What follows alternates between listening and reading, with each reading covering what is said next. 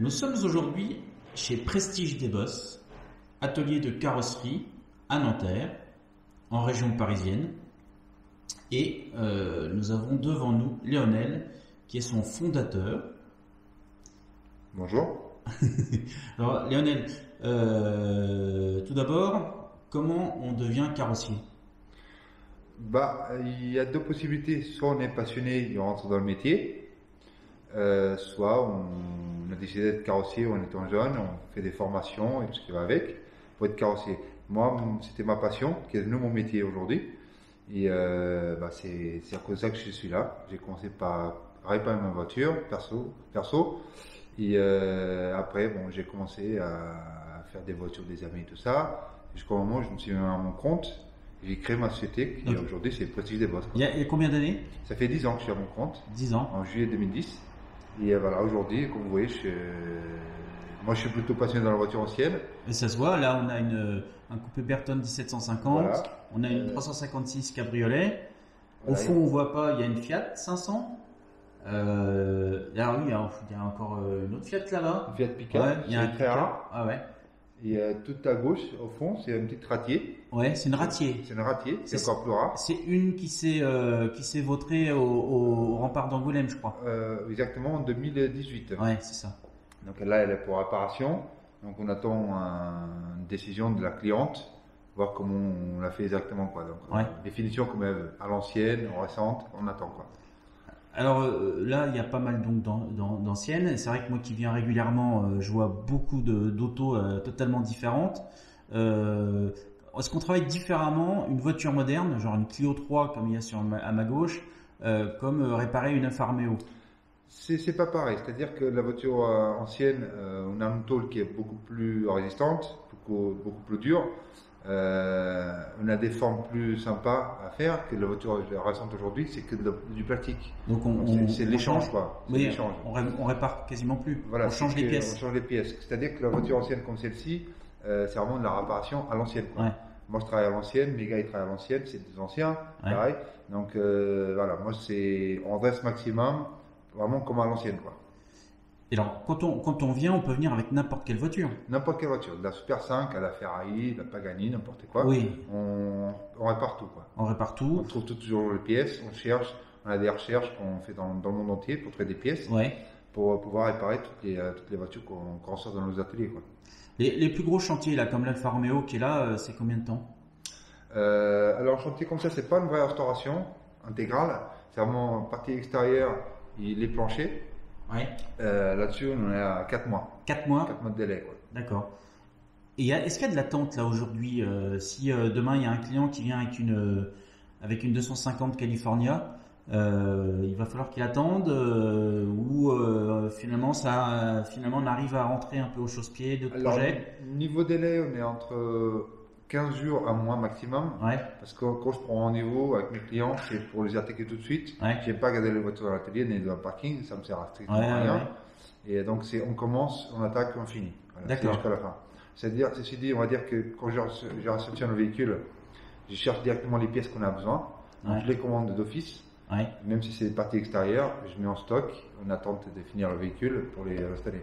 Je vais pas attendre que le véhicule soit peint pour commencer à acheter des pièces, quoi. C'est pour ça qu'il n'y a pas de voitures qui traînent sur le parking. Exactement. Les autos, elles sont dans l'atelier.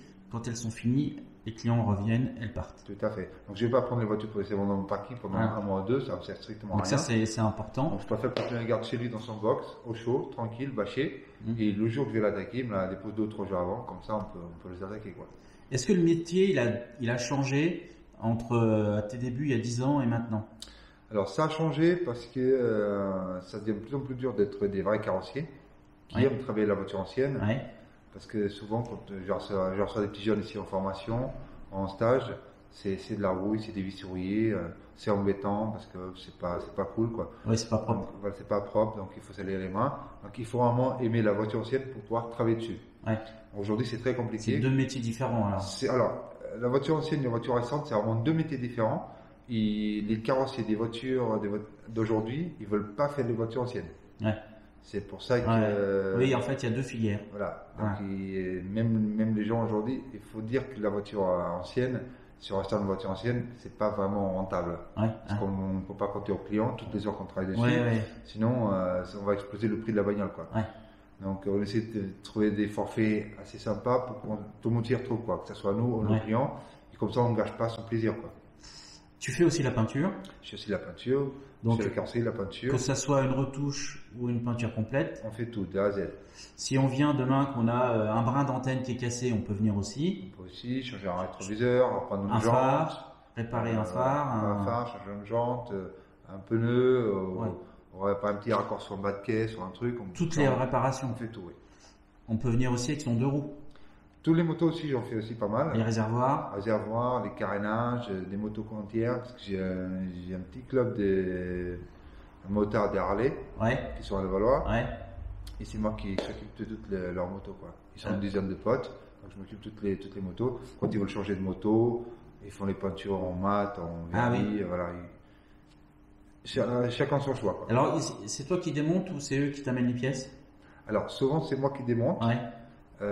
Des fois, c'est eux qui amènent les pièces quand ils ont envie de changer une pièce parce que sur la moto elle s'est cassée. Ils achètent une pièce neuve, ils me la ramènent, je la paye, après c'est eux qui remontent, quoi. D'accord, ok. J'ai perdu le fil, je sais plus ce que je voulais dire. Oui, sur toutes les réparations, on peut venir donc pour toutes les réparations qui touchent à la cosmétique de la voiture, même à l'intérieur. Je t'ai vu réparer, recoller dans une Fiat il n'y a pas si longtemps.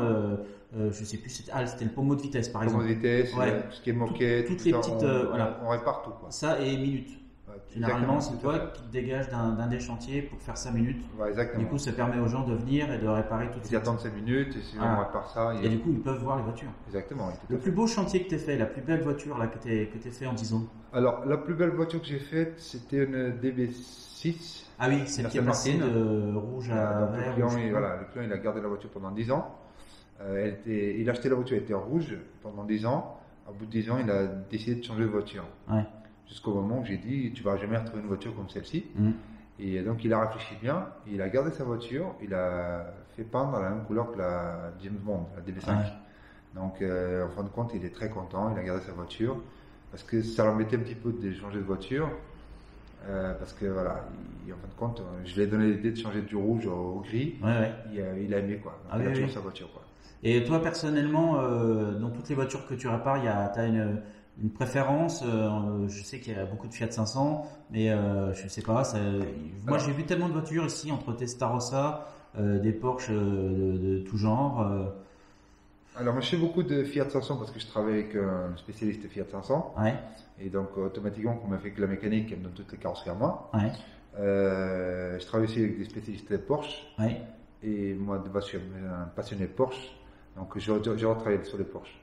Donc, mais bon, sinon après, toutes les voitures, je les aime, on va dire. Donc, Et quand les gens te les amènent en réparation, tu peux aussi te charger du contrôle technique? Bien sûr, je m'occupe de tout, que ce soit des cosmétiques intérieurs, contrôle technique, mais des petites révisions, petites mécaniques, pas grosses mécaniques. Au pire, tu as des prestataires. Sinon, j'ai des prestataires, des sous-traitants avec qui je travaille, qui me donnent aussi la carrosserie. Moi, je donne la mécanique à faire, quoi.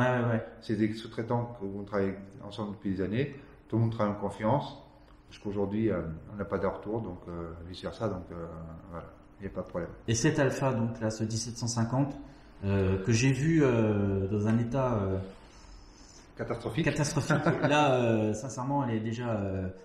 Quelle couleur elle va avoir? Alors, ça sera un jaune qui a été choisi par le client. C'est pas une couleur d'origine. Ouais. C'est pareil, c'est un collectionneur. Il a quelques Porsche, quelques voitures de collection. Il aime beaucoup la ligne de la Burton. C'est un 1750, mais avec un moteur de 2 litres. Mais quand il a acheté la voiture, il savait déjà que c'était un 2 litres qui était dedans. Ah ouais. Et en fait, la couleur d'origine, elle était un peu fade. Ouais. Donc, on a choisi ensemble.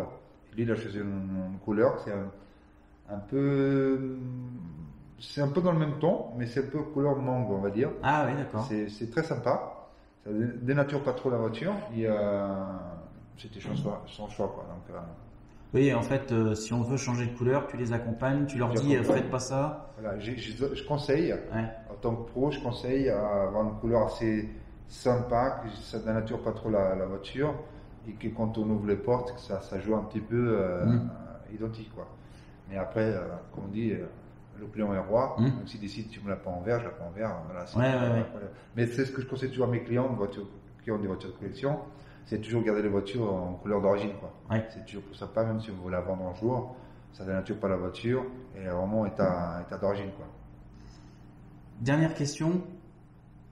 Si demain tu avais une somme irraisonnable, quelle voiture de collection t'achèterais? Toi qui les connais. Alors, j'ai acheté une 965 3.6 turbo. Ah ouais. J'adore cette voiture-là. J'ai un client qui en a eu une. J'ai eu l'occasion de rouler très souvent avec sa voiture. Ah oui. Parce que comme il roulait très peu, il n'avait pas trop le temps. Souvent, je la prenais pour rouler un petit peu. Parce qu'il me disait qu'il faut que ma voiture roule un peu. Donc, je roulais. C'est génial à rouler avec. Et la ligne, elle est magnifique, quoi. Donc, ça serait la voiture que j'aurais achetée pour moi. Bon, aujourd'hui, c'est 200 000 euros. Oui.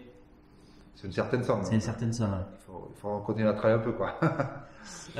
Pour retrouver Prestige des Bosses, donc c'est rue Georges Bizet à Nanterre, Exactement. au classique Car Village. Car Village, et sur prestigedesbosses.fr. Exactement.